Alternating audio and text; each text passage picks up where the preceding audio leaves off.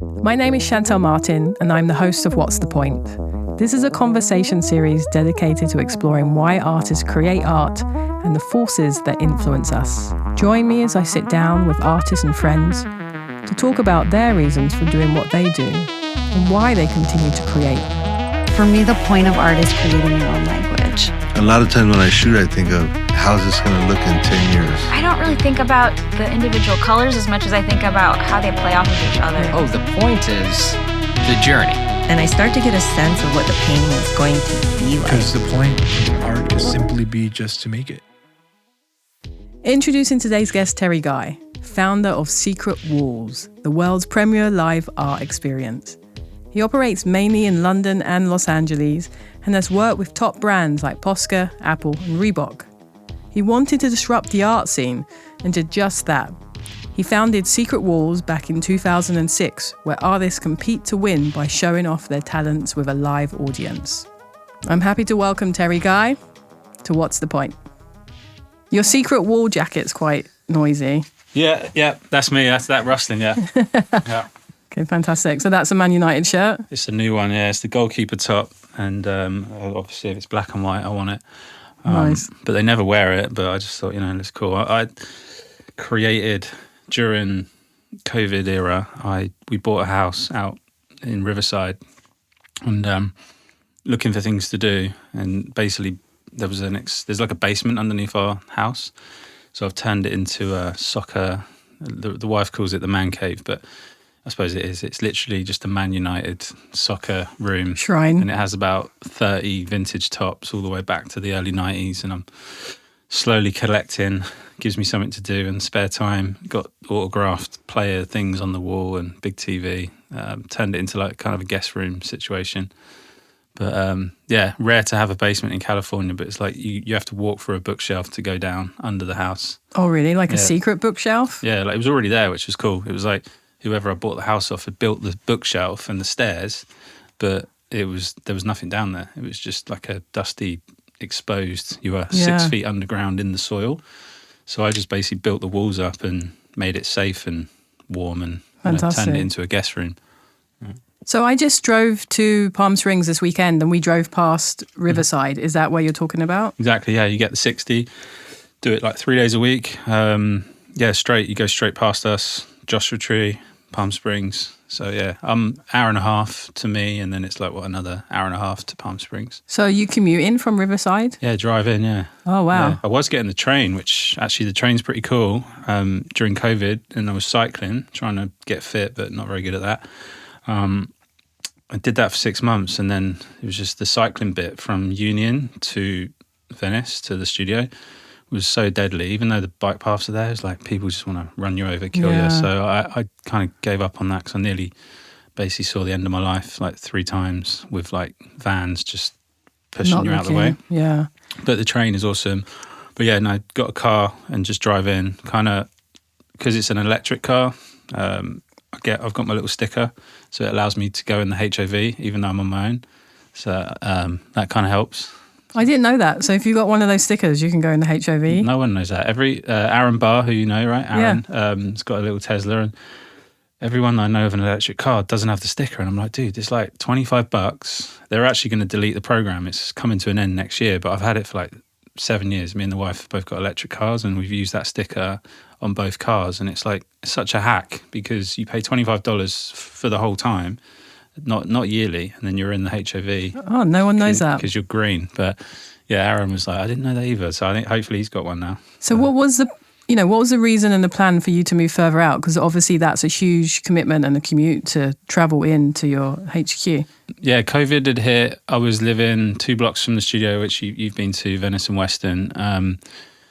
We were there in this little apartment for 6 years, like the first 6 years of LA. And then we had a little baby on the way. So Oko, shout to little man, was born a month before lockdown. And yeah, the first year of his life, as he was born, we became parents for the first time in a 2-bed apartment, trying to stay safe and not go out. The first year we were in there, but obviously when you have a kid, you realise this when it all kind of happens, like your perspective and your lens of life changes. So I'm like pushing the stroller, you start seeing the smashed glass, you start seeing things differently, and it's it's pretty. Gang related is maybe a bit harsh, but it is. It's graffiti gangs, and there's some trouble on the corners. And I'm friends with most of them because they know us from the studio and they know what we do with the murals. But with a stroller, it feels different. So we were like, okay, it's time to go. Love LA, but yeah, COVID and kind of all the rest of it. So we luckily could afford to buy, but not in LA. So it was like, where can we be? Get more space, not too far away. Hour and a half was kind of our max. It was like hour and a half in any direction. Let's look. And then we found this like beautiful craftsman house built in 1910. And we just love those kinds of styles of houses. And, it had it had the garden. It's got 3 bedrooms, a couple of garages. It just had all this space. We're like, what? We can actually afford to buy this thing. And obviously the compromise is commuting, but all day long. I mean, I was in that part of my life where I'm just like, okay, 2 days, 3 days a week driving in, getting in the city, feeling young, kind of, energized from the city, but I'm kind of done with city life anyway, because I've done London and New York for, and then LA. So I was like, this feels good. But, there are days where you're like, oh, this is too sleepy. But at the same time, it's, I like it. I wouldn't trade it. You can get in the car and drive wherever you want. Yeah, strategic. Yeah, it's geographically, it's amazing because we're an hour from Big Bear. I try and snowboard a couple times a year, so I'm going to go out there this weekend with the little guy to do tubing on the snow. So we can get up on the slopes in an hour. We can be in Palm Springs in an hour and a half. Joshua Tree, I love. So nature's right on the doorstep, which is something that we wanted more of, and I suppose a lot of people did during that time. And then we can get to the beach in an hour and a half, which actually felt like the same amount of time when we were driving from the studio house to Venice Beach or wherever. Traffic was a nightmare. But now we can fly down, I think it's the 91, and get to like Newport Beach, which is way nicer in just over an hour. So we feel close to everything, even though we're landlocked. And then we've got that extra space to grow and entertain guests and, all that stuff. So you keep mentioning the Secret Walls headquarters is in Venice? Not Venice, so Venice and Weston, so just south of Koreatown. So is Venice the street or? Yeah, we're on Venice Boulevard, Because I'm like, I came there years ago and I don't remember it being in Venice. No, people get confused. It's Venice and Weston, Venice Boulevard. But yeah, we're not far from these studios here. It took me 15 minutes from here. But we've been there 8 years now, which is crazy. Slowly building that space up, and we've expanded massive, over the years. But yeah, Harvard Heights, Mid-City is the official district. Yeah, because when I came to visit you there a bunch of years ago, I think you just moved in. Yeah. And I had no idea about LA, like where anything was geographically. Yeah. So I was trying to think of where it was, and I couldn't remember. Yeah, no, that's it, because I think we met at the Line Hotel for lunch, and that's the closest hotel still, 5 minutes away. So we're like right in the mix. And I love it because we're not arts district, and I love this area where we are now. But I kind of wanted something, again, that was affordable, that wasn't right in the centre of it, and the rent was half the price, but we could have double the square foot. So I've basically got access to like 12,000 square feet inside, outside, with the mural yard and the warehouse studio, and then obviously the pop-up gallery. There's the little coffee shop next to it, but we've got access to all that space, but we only pay rent on like, a quarter of it. Yeah. But the landlord's kind of just said, here's the keys, have fun. So, and the rent's been pretty consistent. They haven't. Yeah, shout out to Steve, landlord, and Eileen. They've grandfathered us in, and he bought the building because the wife and myself gave him a vision of, look, we need a studio, and we're going to go downtown. And he was like, no, I want to keep you in the neighborhood. He was also my landlord for my apartment. So he's like, I've got some cash. Let me buy a commercial unit and take a gamble on you guys. And we gave him a vision. We're like, we want a coffee shop and a gallery and a space to paint murals and some space to do battles. And he was just like, yeah, there's a building over there. It was an old Korean printers. He's like, I'll buy that. Does that work? And I was like, yeah, this is cool. And 8 years on, we've still, chipping away and working together. Hear that, landlords? Yeah. You can support your artists out there. One of probably very few landlords that hasn't jacked the rent up, and he's just locked us in. And every time I say I might move back to England or go somewhere else, he's always like trying to tempt me into another kind of project. But I suppose an exclusive for this show, a Shantell exclusive, is no one knows this yet, but we're taking over the coffee shop. So that's just literally signed the contract last week with him again. So he's going to be my landlord again for a new space. The coffee shop is currently there. Alibi, the guys are moving on. So I just put my hand up and said, I see the vision of why Secret Walls should be kind of in there and curating and bringing the art into that space. So I stupidly just went, here's, give me the keys, let me have a go.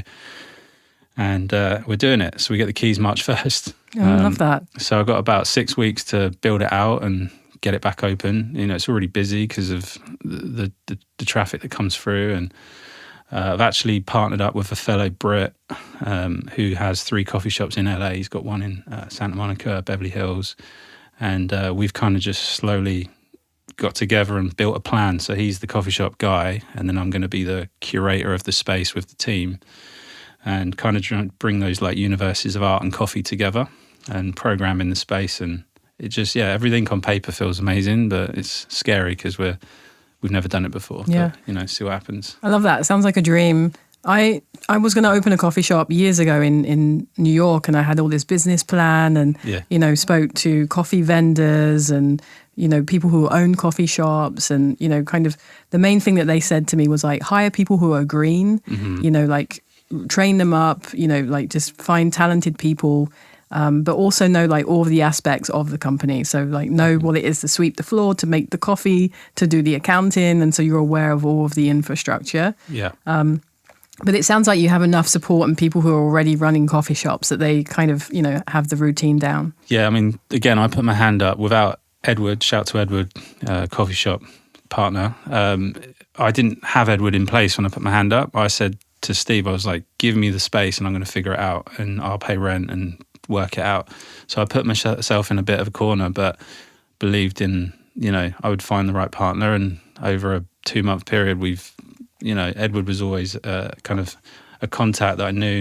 We don't know each other too well, so we're now on this like accelerated path to kind of make it happen. And it's awesome. It took the pressure off. He knows the permits. He knows how to hire baristas. He knows how to keep it clean. All the things that obviously it needs to be. The day to day will be on them. On Edward's team.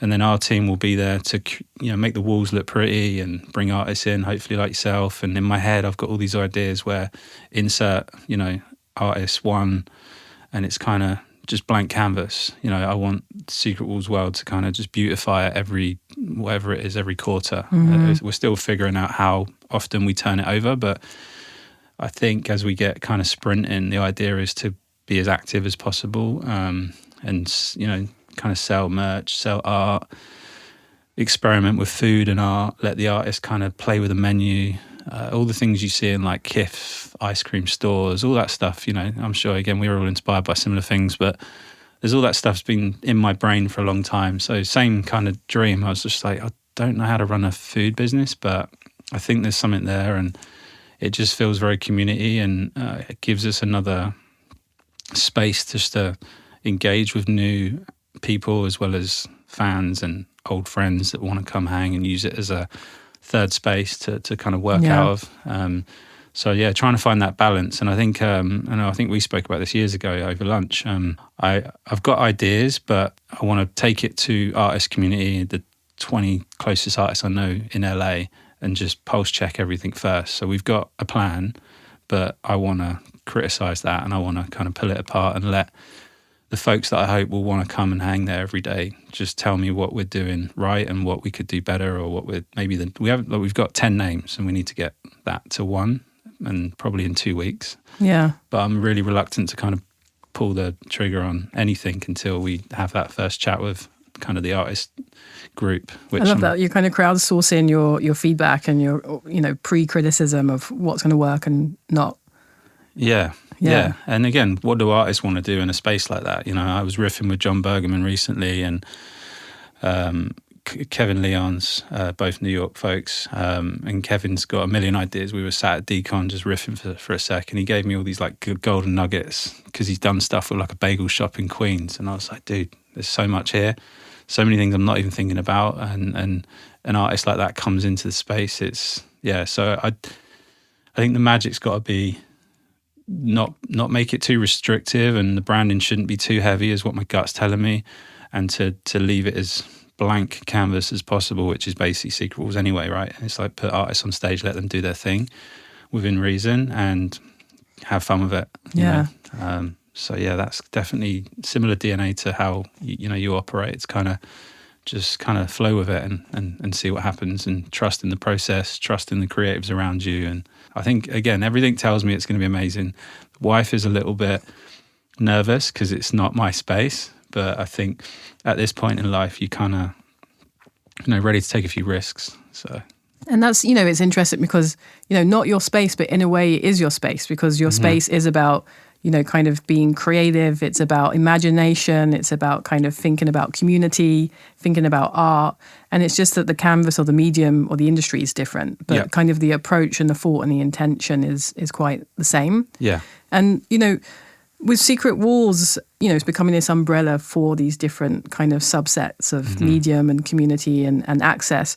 It's been around for almost a couple of decades now. And so for those who aren't familiar with Secret Walls, tell us a little bit more about it, how it started, how long it's been around. Yeah, we're coming up to 20 years. I think next year is 20 years. So this is our 19th year in business. Started in London. Short story, I came out of university, country kid from the Isle of Wight. No graffiti, no street art around me. I'm like literally growing up on the beaches of the east coast of the island. If you've ever been, it's kind of a sleepy little Victorian town, which people know for festivals and dinosaur bones. It's like Jurassic Island. There's a load of cool discoveries there. But most people come to party for Festival, which doesn't exist anymore on the island, and Isle of Wight Festival, which goes all the way back to like Jimi Hendrix, the Beatles and stuff. Got off the island, which a lot of people say, can you escape the rock? Because it is hard to leave the island because job opportunities there are tough, and trying to get off the island to find a real space is tough. So hadn't just about scraped it into college, and then got to uni. That allowed me to get to Ealing Broadway. Where'd you go to uni? Thames Valley, that's now University of West London. So ended up in Ealing, moved in with a bunch of guys, did animation, graphic design. Again, wasn't very good, wasn't a school kid, always struggled to focus. Somehow got a 2-1 over those 3 years, partied probably way too hard. And so what's a 2-1 for those who don't know? I think it's like a B, isn't it, or something? Okay. In a bachelor degree. But and what year is this? So I'm 42, so I moved to London, I suppose, year 2000, the millennium. And I just remember the millennium bug had just come and gone. Straight after that, I was in London that following summer. Trying to figure out city life as a country kid with no money. Parents didn't really send me anything, so I was kind of running 2 part-time jobs, working in JD Sports, First Sport, Athleisure, did them all. Ended up in Selfridges.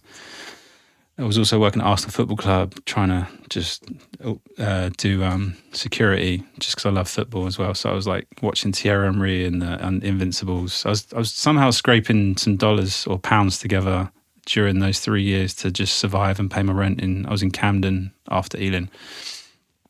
Didn't do very well at uni. Knew I wasn't gonna probably become an animator. My first dream of I'm going to be a Disney guy. Disney was in Ealing, building this huge studio, but I could tell straight away there was 20 better people in the class. I was never going to do it.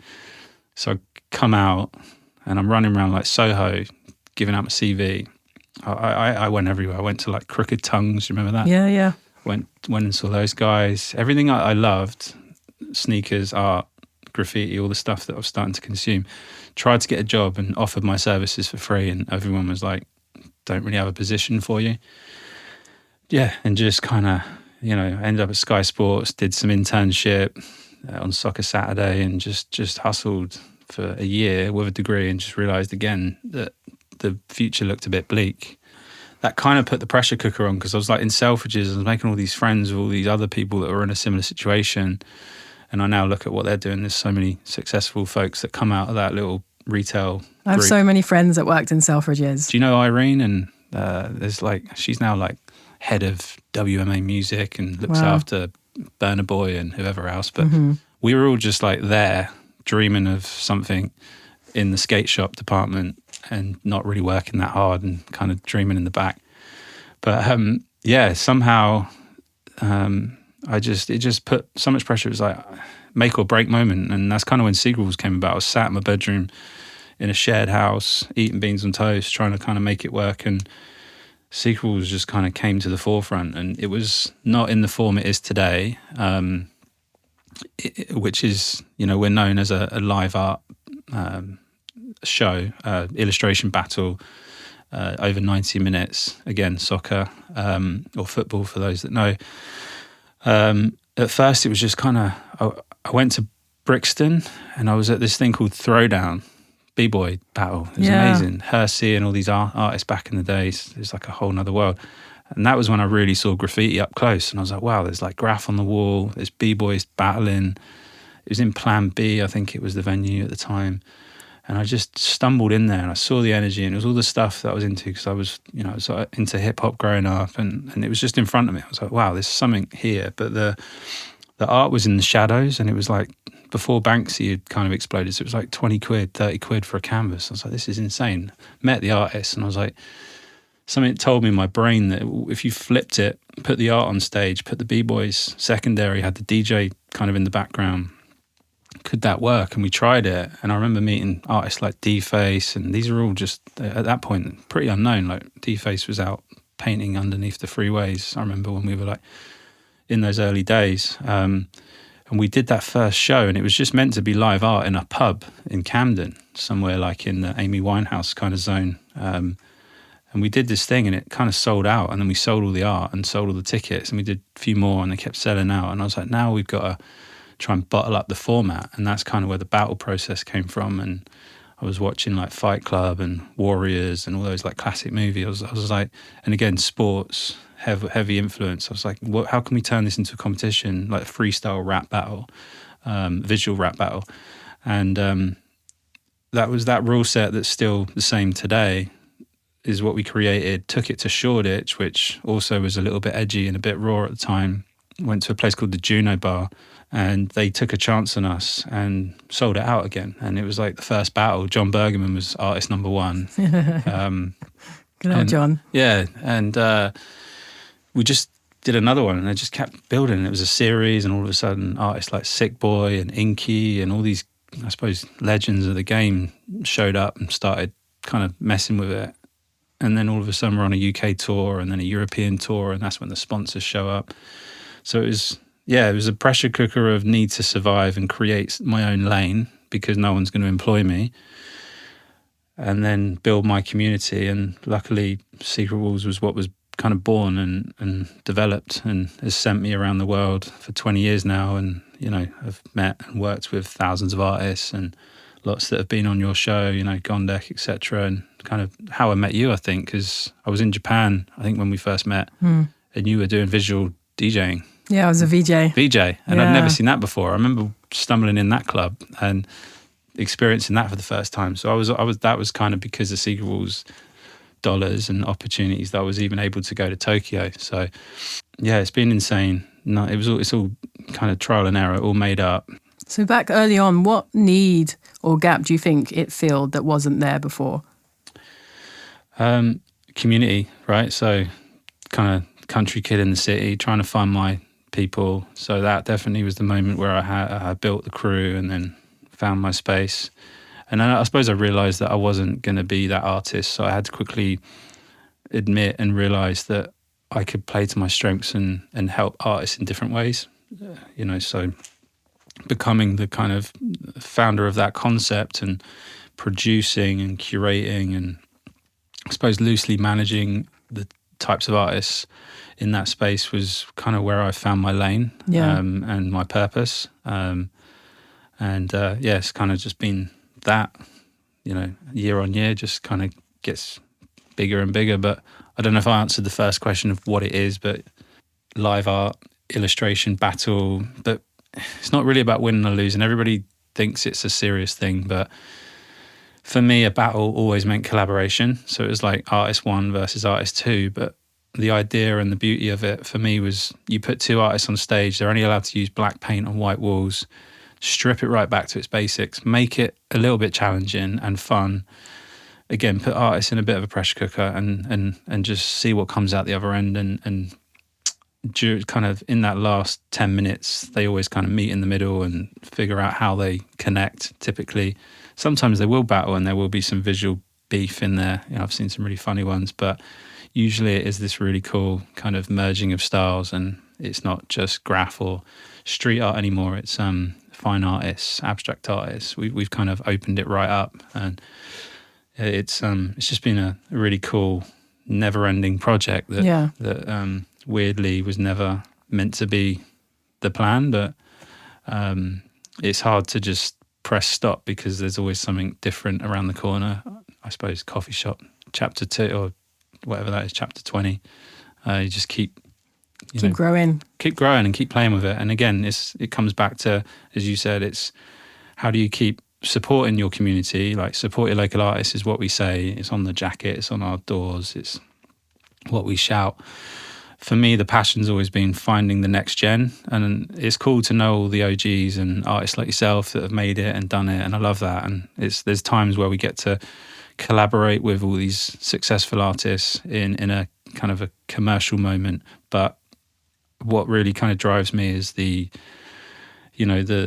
power Secret has to attract the next kids coming through and giving them a chance to shine and seeing what happens. And people like Gondek, we're part of that story, but when Gondek first moved to LA, I know he was recently on the show, we were one of the early kind of, I suppose, stages that put him on, and he's always gave us our flowers for that. And that makes me happy because it's like he's obviously worked hard and turned himself into the monster of an artist he is today in a super positive, love everything he does, and we're all very close friends. But it's just a great example of one of many stories that's kind of come off of that Secret Walls experience. I remember we sent him to Vegas and we had scrappy budgets. It was probably a couple $100 each to go and perform on Old Vegas Strip, and Gondek was one of the artists, and L'Amour Supreme and Greg Mishka, and just having a great time. It wasn't really about the dollars back in the day because we couldn't really figure out how to make money from it, but artists like that just wanted to show up and be a part of that energy that's kind of manifested into something else now. And so, pulling passion and community forward, you created Secret Walls and, you had all those initial tours. Along that way, you said it wasn't really about dollars at the beginning, but at some point you need to make money to kind of keep the infrastructure going. Yeah. Did you have a moment where you created a strategy, you met someone, you kind of had a chance to kind of think about the business side of it? Like, how did that kind of business logistical side of things work? Yeah. The first 5 years, there was literally no money in it. It was like just about enough to break even and tour the UK, tickets and merch, and then kind of just about cover costs, but still running those part-time jobs. And then when the penny dropped was when we got a call from Reebok, who I love, still rock today, got a pair on now. They hit us up, and Pharrell had just dropped those like ice cream shoes that were a disaster, I think. Yeah. But there was a lot of hype around them. And Reebok said, can you come to Barcelona to this thing called Bread and Butter, which was like at the time the biggest fashion trade show year on year. I don't think it exists anymore. And I was going to that anyway, just because I was trying to find clients and ways to monetize and actually survive. So they said, do you want to come take over the whole booth? So we did. We literally brought 6 or 7 artists with us from the UK and did like a mini tournament on the Reebok Pharrell stage. Thierry Henry showed up, just signed for Barcelona, biggest player in the world at that time. Jimmy Crayon, who's, shout out to Jimmy, was one of the artists, was doodling on soccer shoes for him. And we were just kind of having fun and making it up as we were going along. But that was the first real check when we were paid to like be in an Airbnb and also make a few dollars to go sit on the beach. So I knew from there was a sponsorship opportunity. And again, I'm not a business person. I kind of just self-taught, kind of, again, making it up as I was going along. But from that point, it just kind of kept snowballing to the next deal. And then a few years later, we had the opportunity through Mark Echo, similar kind of random, met him at Bread and Butter, and he was just starting Complex Media. I think he had the magazine. Echo was the thing. Zoo York he'd just bought, but we went. He flew us out to New York and was like, "I'm going to bring you. We're going to do a show." And that was the real door opener. That again, that space. There was a bunch of industry folk in the room. First time in New York. We're on this like basketball court office. Kanye's people were there. It was kind of college dropout era. Kanye had a blog at the time, and we got on that blog. And I think really the Kanye blog post, that obviously wasn't Kanye, but someone on his team, saying that it was one of the coolest art parties they'd seen, is kind of what accelerated everything and allowed me to start really making money and come into the States. So, shout to whoever posted that. But after that, it was kind of on the plane to America every month, and it just kept building. And again, just making it up. Didn't really have a crew of mentors or business folk around me. So those first 10 years were kind of just scrappy, but it was really, just making our own luck as we were building. These days is a lot different, and I've got, a business partner, a CEO, someone that I trust, who was an early, I suppose, a mentor around that kind of halfway mark. And we, were a bit more sensible and strategic, but those early years were just rock and roll, just kind of do it and go to this new country and just hope that something comes off the back of it. I always feel like, artists do need a CEO. So how do you find and hire a CEO that's like the right person for you, the right fit? Yeah, so as a founder, as like you wear many hats, right? So you build these things. There was so much, because Secret Walls was my passion, my little baby. It was so hard to kind of building the team was easy, really, because I mean it's expensive. Like hiring like proper full-time employees here in LA, that was our first problem. So trying to figure out how to do that. So I figured that bit out, and I had a team all the way through to like COVID, and then COVID hit, and that was a whole nother problem. But we're paying, healthcare, and we're paying salaries and payroll and all this stuff. It's like that bit I got to, and around that time, I think just before COVID, luckily, I'd taken on, and this was obviously before we saw what was coming. I brought on Kevin, CEO, to help me accelerate and grow the business, because I saw all these commercial opportunities coming our way. So we got really lucky because we survived COVID, and that was a really hard time because we're a live arts entertainment company where we need to be in a physical space. But we managed to keep everybody in a job and also onboard a CEO who we're also paying a salary to and trying to grow with and kind of pivot into something new. But answering the question, how did I find that person? It was a lot of trust needed because, again, it was my baby. It was never, I had so many different chats with potential investors and people that want to get in the space, but I was never trusted enough to like jump in and say yes. It was always a bit scary. With Kev, we met in London during the 2010 Olympics. He was at an agency running MKTG, which is a pretty serious like agency, looking after like Jordan Brand and Dre Beats. I don't know if you remember the Dre Beats takeover at Soho, Shoreditch House. I don't remember that. They basically like guerrilla marketed, put headphones on all the athletes in the London Olympics, totally didn't pay the Olympics a pound. And Dre Beats in the early days got on all screens, right? So his team were behind that. So we kind of made friends and started working together in that era. And then when he moved back to the States to kind of grow his family, he moved to Chicago. We just stayed in touch, and he was kind of just this like mentor to me. It gave me free time, and that's kind of what built the trust up. Because it's like, hey, this guy's been available on the phone for like 5 years now, and has never asked for a penny. He's always been there, and has always sent me jobs and opportunities.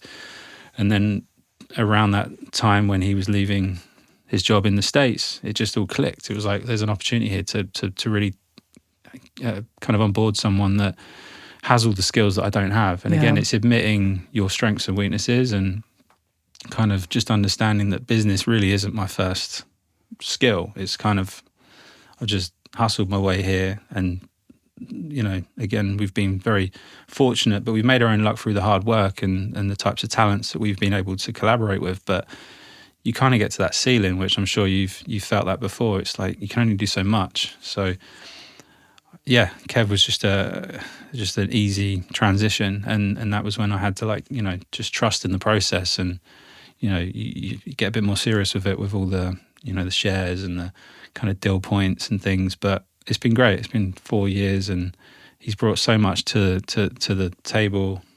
Also understands the authenticity of it, which again is, I'm very protective about. It's kind of, you know, because I like to sit on the artist side of the table. I question everything, you know. It's like, we can't just work with every brand. You have to think about why it makes sense, and what are we, you know, why is there value added here for both sides. So he's very respectful of that, brings us opportunities, and we talk obviously every day about what next. And there's some really cool stuff bubbling this year, and I just let him go out and do his thing, and then I stay in that kind of creative zone, which is, again, I've placed myself in a better bubble. It's not perfect. Obviously, we're still a scrappy team, but it does give me that extra bandwidth to try and think about, you know, how we level up. I love that you found Kevin and that he's a great fit, and, you know, you've got a few years under the belt, and that's definitely been kind of like a goal of mine, to have a CEO. And like you say, trust is such a huge part of that, and finding someone that is invested in you and your legacy and your message and kind of like what that means. Yeah. You know, versus someone that comes in and says, I'll be your CEO, but I need like hundreds of thousands of dollars a year, and I need all this equity, and, you know, I need this and that. So, you know, I love that you found someone that, you know, you had that trust and investmentship and mentorship already, and had also the credentials to kind of elevate and do that business side of things. Yeah. And it took time. It was like probably that halfway mark of 10 years when the business started to actually turn a small profit, and that was before Kev. The first hurdle was trying to kind of get past that, are we selling out, you know, because we are a profit-making company, right? So, but that was kind of a fun and easy conversation to have with the artist, because every artist has a, you know, in the early days it was really hard to navigate, because before brands were investing in street art and graffiti, obviously it was, and that Reebok opportunity, there was probably quite a few people I knew that were like, "There, but that's you're selling the culture." But then I suppose over time, as Banksy exploded into what he's become, and all these other amazing muralists, and, you know, Cause, Deface, Jen Stark, and all these amazing people we look up to, it's like there's so many ways now artists can make money, and it's so much easier and so many options. Whereas back in the day, it wasn't like that.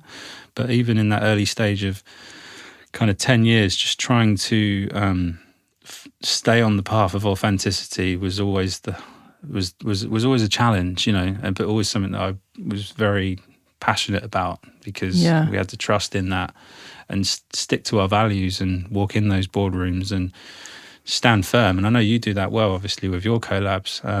You know, selling out to me is when you go against your value set and you do the opposite of what you stand for, and you go and do something that obviously isn't comfortable for you personally or your brand. It doesn't make sense, but you took a check. That's selling out. So yeah, that became clearer to me, and then it became clearer of, and obviously all the artists, people like Gondek and others, were obviously showing us that they appreciate the platform, because it was not only just bringing them a different type of energy and a different type of fan. There was all these business opportunities. So year on year, we were paying artists more and more money, and you obviously Secret Rules is scaling, but artist checks are scaling, and we're all just having fun with it. So yeah, it's just been a process. And then Kev's really just kind of helped speed that up and clean it up as well, because me trying to wear business hat and kind of be the cultural curator, producer, and artist, friend, whisperer, and everything in between, it grinds you down, and it takes your loved ones, you know, the wife in particular, to remind you that you can't do it all, and you need to slow down a little bit as you kind of I'm entering into my 40s. So it's like, let's just be smarter with your time and build your trusted circle and just allow people to play to their strengths. But again, you can keep brand authenticity. I think that selling out point is really important. You know, you're selling out when you're doing something ethically and morally that doesn't align with who you are and what you're trying to build and what you're trying to say. Selling out isn't you doing a job that is a great fit where you can pay your bills. And you know, it kind of reminds me, when I go back to England, when I was at uni, I'd go back to Southeast London, where I'm from, And people be like, oh, Shantell, like, what are you up to? And I'd be like, oh, I'm at uni. And they'd be like, oh, you're too good for us now. Yeah. Like, oh, why are you coming back here? And it's just that, like, that very subtle internal reflex that, especially in the UK, is put in there by this social societal structure to keep people down, to keep artists down, to keep creatives down, to keep people in a working class background. You know, because like, why can't I go back home and be like, oh, I'm at uni. Oh my God, I'm so proud of you. Like, that's cool that you're at school. Or that, oh my God, you're doing this job. I'm so proud of you that you've done that job and you're figuring out how to pay the bills and be creative within that. And it's like any other industry, you can do a job with Reebok and succeed and everyone's going to be like, that's amazing. But if you're an artist, for some reason, you're selling out. And it's such a weird reflex, like a subtle reflex that is put in there that, you know, like you said, selling out is ethically and morally doesn't align. It's kind of wrong. It's not that you're becoming financially stable and successful so that you can actually support yourself to continue to do the arts and provide arts, you know. Yeah. And, you know, those doors that open for you as an artist, obviously the good people like yourself will open the door for others to follow. So that's what I've always tried to do, is like, as we win, 10 artists win with us, because we get Reebok job, we take 7 or 8 artists with us, plus the DJ, plus the host, you know, and we grow from that experience. And then from that is the European tour, and all of a sudden we meet all these European artists and you know, I keep trying to put myself back in that early day, because I read a book that I can't remember. It was like some advertising book, but it tries to tell you to try and transport yourself back in those moments where you did create the things that you're most proud of, and see if you can, you know, make another diamond by transporting yourself to that pressure cooker moment of like me in the bedroom, kind of running out of time and working on it. So I've been trying to go back through the history book mentally.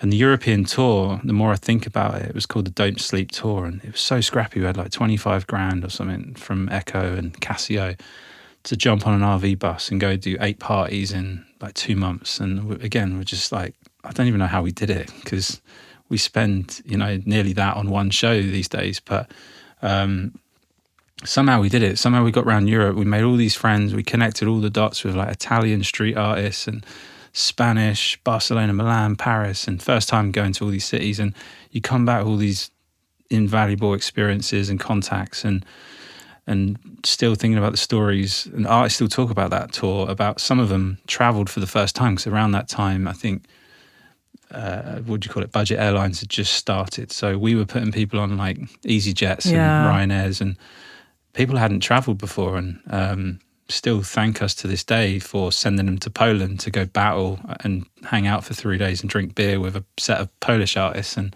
still tell me that was a huge building block in their career. So trying to fire myself back up and remind myself of those things that we somehow pulled off with no money, and the opportunity we have now with a decent budget and the space we have and the name that we have, and kind of go back around. And again, point being, it's not selling out, it's find the right collaboration and share with community and bring people along for the ride, and watch everyone grow together, and try and fuel other people's dreams. And again, that's what keeps me young, I suppose.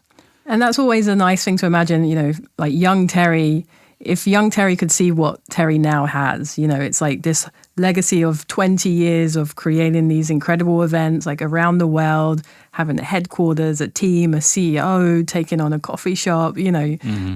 Young Terry would be like, whoa, like I'm just working in Selfridges trying to pay the bills, you know. Yeah, no, it's bizarre. And, you know, again, I'm sure you do it. Like anyone with an entrepreneurial kind of spirit and that kind of creative drive and the infinite ideas, it's like I beat myself up, you know, all the time about underachieving. And these days I'm trying to remind myself that we're okay. We're on a slow path, but we're on the path that, again, is that authentic kind of path to success and growth in the way that it should feel organic. And we didn't take certain investments or certain jobs because I thought it was selling out, and I took the other way, the hard way. And I think that's actually okay. And I have to keep reminding myself about that, because sometimes you do get frustrated and you're like, we should be so much bigger, and we should be doing the World Cup of battles, and that's always been my dream. And we haven't got there yet, and there's still so much to do. But then I slow myself down and take a breath. I'm not very good at meditating, but working on it. And you realize that actually it's not far away. And with the people you know and the brands you know and the spaces that you can access, it's actually doable. And if you really kind of, slow it down and look around. Yeah. So I'm starting to try and do a little bit more of that. I've just bought that Rick Rubin book that I forget the name of. Aaron Barr, actually, shout to Aaron, told me to get it. Haven't opened it yet, but that's, I kind of need a little bit of Rick Rubin in my brain, like the way that he kind of exited out of music and has just kind of seen the matrix for how it is and dips in and helps other creatives. I'm obviously not going to be Rick Rubin, but I just need 1% of that thinking, and that's kind of where I'm trying to go, I think, in my 40s. I can relate to that. I often find myself thinking, I haven't done enough. There's so many things I want to build and make and incubate that I don't have the time, capacity or space to do. And like, how do I do all of this? And, everything I've done doesn't really mean much because I haven't done all these things I want to do. And, it's that kind of like cycle that highly productive, creative people can kind of find themselves in. Yeah, it can be paralyzing, right? It's like, but going back to your point of, when you go home, I felt that too when I went home to the countryside in the earlier days. And you kind of, I'm not one to show off, but like I try not to talk about the wins and the successes and the countries and going to Tokyo and meeting amazing artists like yourself. I try not to say it, but if I'm in the pub on the Isle of Wight at Christmas, go see the fam, most of my friends, and I love them to bits, they're running normal jobs. They're running, they're working seasonal hotel jobs and they're kind of, they're happy. So it's it's a different way of life, but they're on the island and they have a family. They had kids at 20, and it's totally the opposite of what I did. I had my little guy late, but it allowed me to build a business and travel the world. And when I go home, I sometimes feel guilty about the things that I've seen and done. And I'll only talk about it if someone really asks. But luckily enough, my friend circle there will level you up and give you the flowers, for that. But I get embarrassed about it because it's like, I also want to talk about what they do and what they're up to. And it's not a negative energy, but it's maybe more of a guilt, It's just that British, Yeah. But I do remember the early days of street art in Shoreditch when my first office was at the Village Underground in the tube train. Yeah. And it's still there to this day. That I had half a train was, rented as our first space. And I remember trying to make that work and build the first team. And we called it the Shoreditch Triangle back then. But it was so dog eat dog. It was so competitive. And it's probably one of the reasons why eventually drove me out of London. Early stages of Secret Walls, every time we ran into naming no names, but I always try and stay in the positive lane, but we'd go into like M&C Saatchi, Golden Square offices. That was where the Reebok job was kind of won. We'd go in there and pitch the next thing. And then I would be told that another little street art collective had been in before us to pitch the same thing, which is great because that shows there's health and growth in our industry. And it was early stages. But sometimes I'd get told that we were kind of bad-mouthed, or someone in our scene that really well would say bad things about you, like we're better because of X, Y, Z, and I felt that kind of quite regularly in Shoreditch, and I just, in the end, I didn't feel like it was a healthy space to be in because I was trying to stay positive and I was trying to onboard all these artists, but because there wasn't probably enough business at the time for all the artists to survive, some people thought the right thing to do was to bring others down and try and clamber to get that next check, and that got really weird for me. So it's kind of the reason why I got on the plane and came to New York, which was a whole nother struggle in itself, but as you know, but yeah, I had to get out of that. It felt like Shoreditch became like a village in my head. It was becoming, the walls were closing in a weird way. Going back there now, I love it because I'm so disconnected, and I can kind of re-explore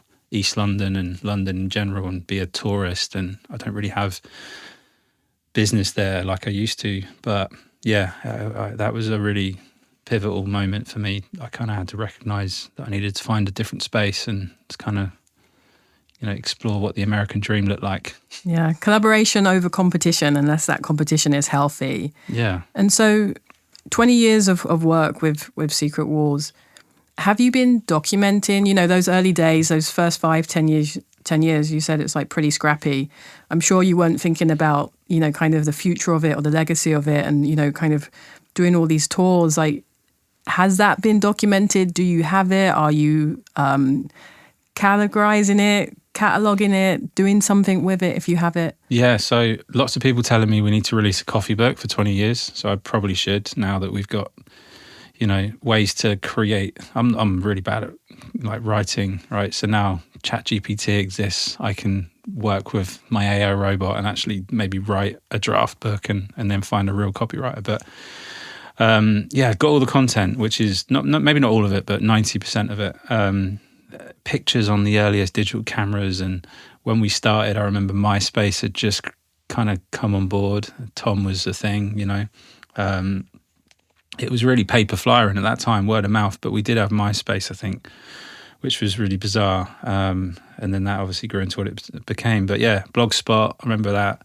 Oh, yeah. I can still find my little Blogspot that I don't have the login to it, but all the pictures are there. The European tour, it all exists, and I've copied most of it. So I have been archiving in the background. I don't know if it's all print, res, but I suppose we can make it work. And there's ways to do that now. Yeah, exactly. Yeah. So yeah, it's definitely time. I think 20 years we've got to, celebrate in a decent size kind of party and come out with some fun stuff. So a coffee book feels good. A lot of people are telling me to look into that and celebrate all the artists that we've worked with along the way. And there's just so much to tell, and so many, in not just from our perspective, from artist perspective. So I suppose short answer is luckily I've got it. And the parents that have just come out from England actually yesterday, my dad just turned up with like 15 CDs. I love that's that. got Secret Walls on it and Monorex, which was my other little kind of collective. That. Yeah. And he just brought these CDs out. He was like, I just found these in the attic. Do you want these? I was going to throw them. And I was like, dude, I don't know what's on it, but I need to go buy a CD player now to find out what's there. But I used to categorize and keep things on, burn them on CD, which shows your age. Yeah, that's some gold right there. Yeah. Along with all the, I probably shouldn't say it in a Spotify studio, but copied Tupac and Biggie albums from LimeWire and the rest, And so, we're kind of still at the top of the year. What does, this year look like for you? Anything going on? Any tours coming up? Any projects? I'm sure coffee shop is a big priority, but, what else is going on? Yeah, so coffee shop will be a big Q1 for us. So there's a lot to do there. So I'm trying to save myself that as my main project. But last year we got off a tour. So we did a tour in 22 called Support Your Local Artist. Drove 15,000 miles, worked with 150 artists. I think it was like 30 battles in 60 days. So it nearly killed us, but we had to do it because it was the end of COVID and we needed to show that we were still here and we were ready to party. So did that. And then last year, 2 years on, we did the Art of Competition and went back out on the road, did 15 cities, but this time flew in and out and made a sensible decision to kind of stay in the city rather than just keep driving. So I learned a lot last year from that because I was allowed to spend 3 days in Cincinnati and get to meet community and really we had these workshops and we were doing all these cool things outside of the battle. So I've come back inspired from that. And really December was like just once we got back from that the last one was Art Basel, Miami. I just needed to go sit on the beach. So I've just done that bit. And I'm still kind of processing. I'm coffee shop came about as a real last minute opportunity. We're not doing a tour this year. We always tour every other year. So this is a non-tour year. There's already all the festivals and the usual kind of mural festivals that we're show up at. So we're saying yes to all the big stages that we normally appear at. Kev's obviously out there talking to brands about collaborations, and we've got a few fun things coming. One of them's with a brand that I'm pretty certain you've worked with or I know you use, but Posca. Mm-hmm. Big shouts to Posca. They sponsored our tour last year. It looks like we're doing another 12-month run with them, and that's going to be pinned to a lot of our academy workshops that aren't just for kids. It's kind of for everyone. And we'll be doing a lot of kind of come draw of us sessions at the studio, in the coffee shop. I think that's going to be a good space for it. And on the road as well, taking that on the road. So they've been an amazing partner.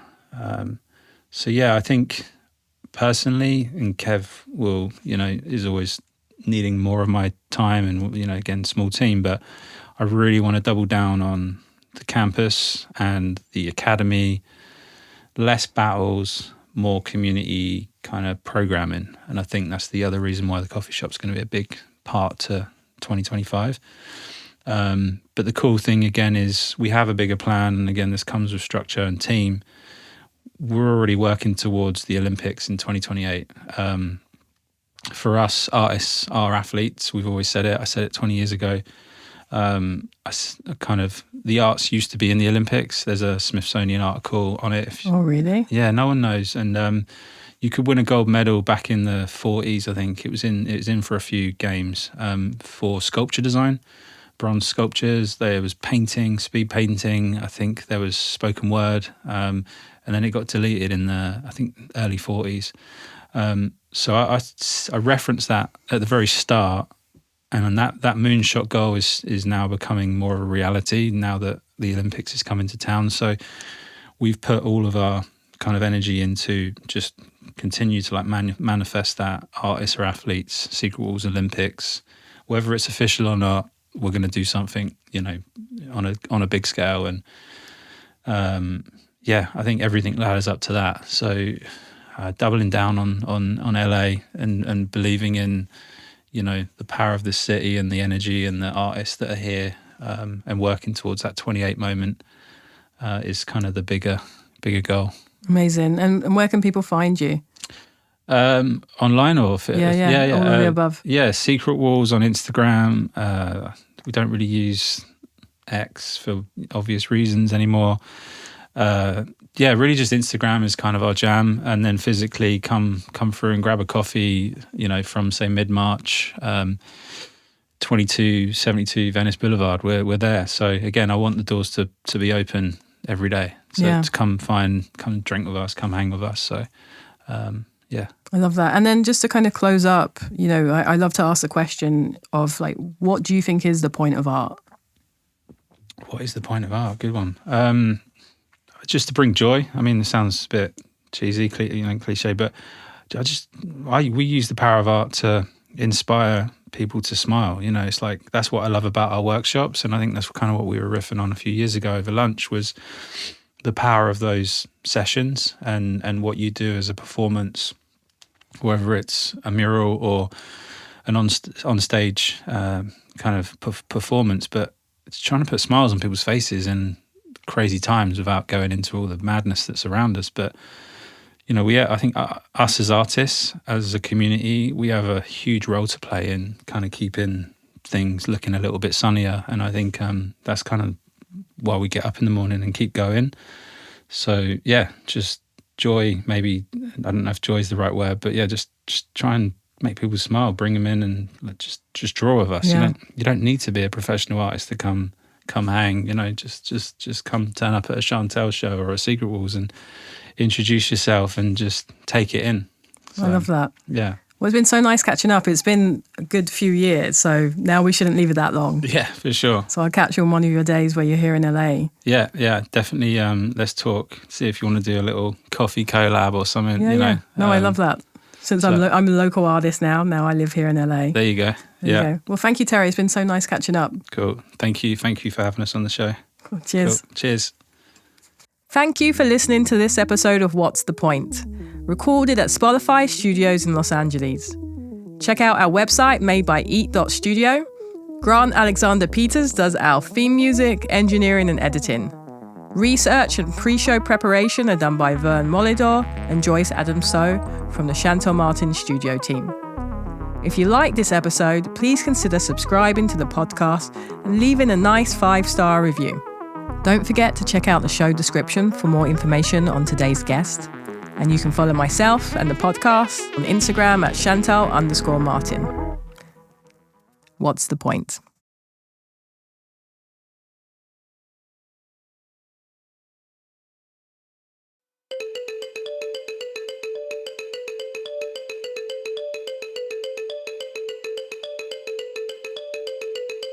Rolling stones, rolling down the river, rolling down somewhere where no one really knows. Rolling stones, rolling down the window, rolling down the street, rolling down to meet and greet, to meet, greet and greet. I see you, you're nice and neat. Neat as pie, neat as size, neat as try, neat as wise, neat as you, neat as neat as shoes, neat meet you, neat meet you, neat who knew. Who knew you knew, who knew you knew, you knew who knew you knew who knew. Meet, greet, who knew you were Greek, who knew you were meeting, eating, meat. Greek, meet, eat, neat.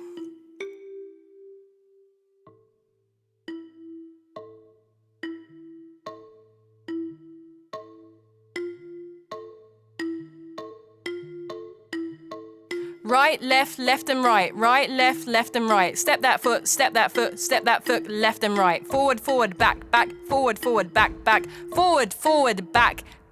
Don't stretch your back out too much. Walk that forward motion, left, right, forward motion.